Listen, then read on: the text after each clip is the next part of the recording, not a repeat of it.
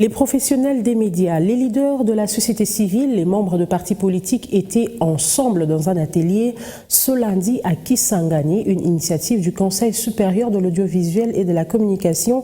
C'est ça que, selon le vice-président de cette organisation au niveau national, Bruno Mbolisson, l'objectif de cette activité était de faire comprendre aux participants que la campagne électorale qui pointe à l'horizon ne doit pas être une période de conflit ou de guerre entre adversaires ou communautés, propos recueillis par Félix Aboussa.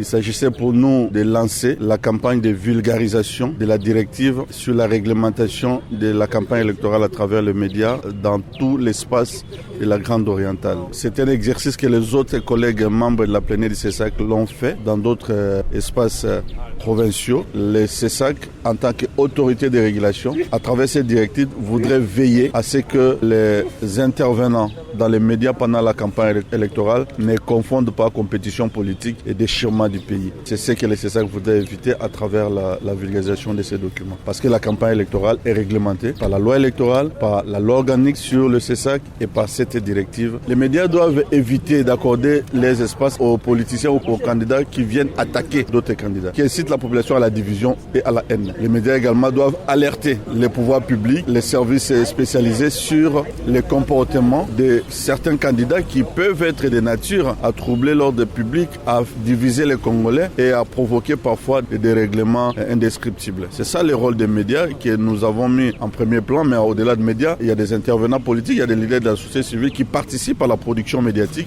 Ils devraient être sensibilisés au même moment en rapport avec les médias, qui peut aller de la suspension, de la mise en garde, des rappels à l'ordre, de la suspension et même des retraits du signal.